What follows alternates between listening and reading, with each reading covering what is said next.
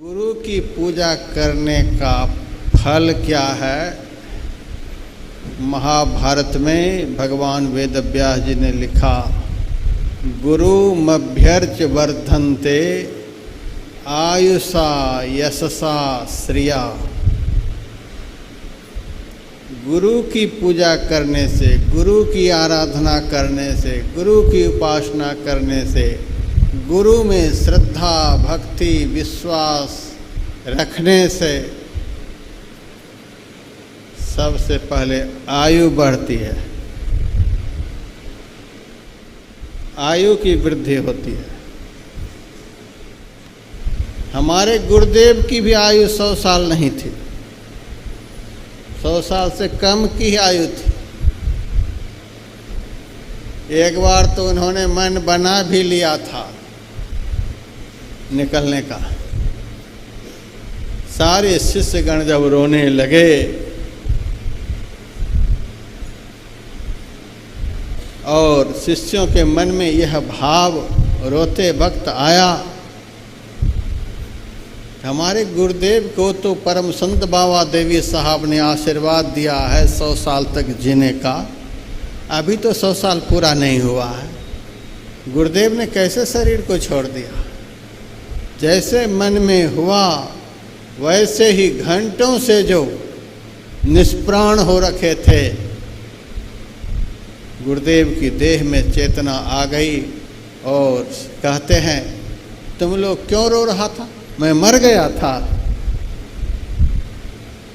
बिना 100 साल पूरा किए हम यहाँ से नहीं जाएंगे, 100 साल पूरा करके जाएंगे। हमें गुरु का वचन है, 100 साल तक रहने के लिए गुरु का आशीर्वाद है, वचन है। सारे शिष्यों ने हाथ जोड़कर कहा, आप अपने गुरुदेव के वचन की रक्षा करने के लिए 100 साल तक रहेंगे। ये लाखों शिष्य जो आपके लिए रो रहे हैं, इनकी प्रार्थना पर कुछ भी नहीं। कहा, गुरु का वचन शिष्य के लिए सदा धारण करने के योग्य होता है। गुरु का वचन किसी भी काल में टाला नहीं जा सकता। इसीलिए गुरुदेव के वचनों की रक्षा करने के लिए मैं अपने शरीर को रखूँगा। यद्यपि मेरा शरीर अब धरती पर रखने के लायक नहीं है, लेकिन गुरुदेव के वचन की रक्षा करने के लिए उनका आशीर्वाद मुझे प्राप्त है 100 साल के लिए। कहा, हम लोगों के लिए भी तो कुछ। तब गुरुदेव ने कहा, तुम लोगों की श्रद्धा भक्ति प्रेम देखकर मैं 1 साल 1 महीना 11 दिनों तक रहूँगा। और जो वचन गुरुदेव ने दिया, ठीक उसी दिन शरीर का त्याग किया। 101 साल 1 महीना 11 दिन तक गुरु महाराज इस संसार में रहे। गुरु महाराज की आयु तो पूरी हो गई थी, लेकिन सदगुरु बाबा देवी साहब के आशीर्वाद से 100 साल से अधिक रहे। पूज्यपात महर्षि संत सेवी परमहंस जी महाराज की भी आयु पूरी हो गई थी। काल कौआ के भेष में आकर पलंग के नीचे घुसकर बैठ गया था और महर्षि संत सेवी परमहंस जी महाराज गुरुदेव के चरणों में बैठे हुए थे। एक टक से गुरुदेव की तरफ देख रहे थे।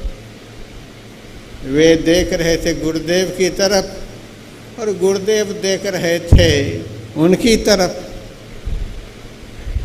गुरु और शिष्य की दृष्टि जब आपस में मिल जाती है तो बीच में काल भी आ जाए तो वह बच नहीं सकता है। काल के लिए भी महाप्रलय हो जाएगा। वह प्रतीक्षा कर रहा था, मन में सोच रहा था, आ गया हूँ तो अब लेकर के ही जाऊँगा। लेकिन गुरुदेव उनकी तरफ बारंबार देख रहे थे। उनकी हिम्मत नहीं हुई कि मैं इन्हें लेकर के जाऊं। वह प्रतीक्षा कर रहा था। तब गुरु महाराज बोलते हैं, राम के राजत्व काल में पिता के रहते पुत्र मर गया था। यह गुरुओं का राज्य है। गुरु के राजत्व काल में पिता के रहते पुत्र नहीं मरेगा।